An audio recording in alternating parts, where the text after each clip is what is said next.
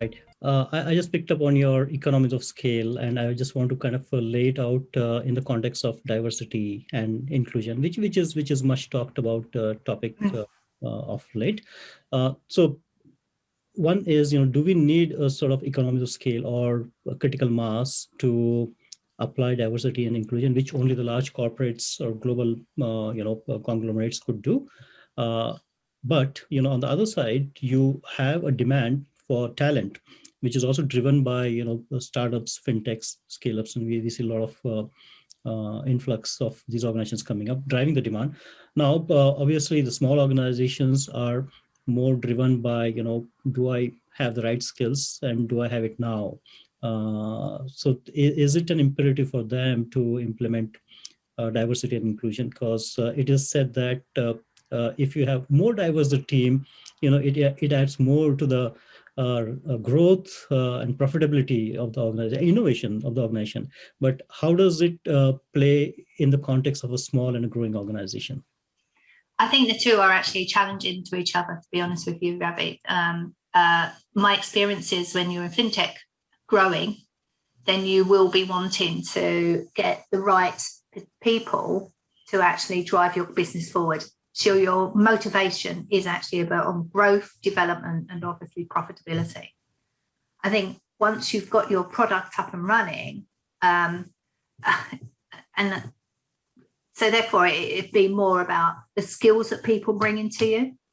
Whereas once your product is more up and running, what you should be then be looking at is getting that diversity of thought in the particularly in the boardroom, but also about customer proposition.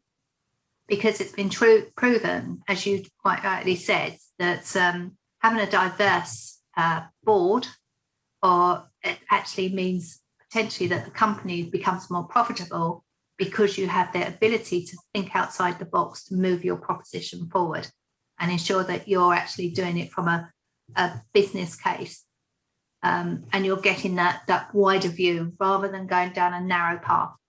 Mm-hmm. Right. Payments industry, so how does where do the payments industry stand in terms of adoption of diversity of the workforce? Are they leading, or are they right in the between, or they're catching up? My view is, I think I think they're catching up. To be honest with you, I still don't see diversity within the fintech stroke payments arena. You see pockets, but actually, and you look at the larger companies, there's been some data that's been recently published that the FT 100 or 500, there's only one woman on the boards in there. I check that as a statement, but I think the number of women that are actually in these companies are actually reducing. And I think that's obviously going through hard times, and people then reduce the number of people that and your focus becomes a little bit more as to maintaining momentum and ensuring profitability and ensuring that you make it through to the next 12 months. So it becomes more short-termism.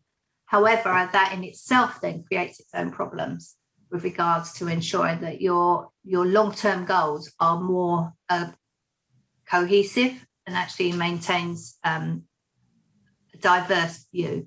Mm-hmm.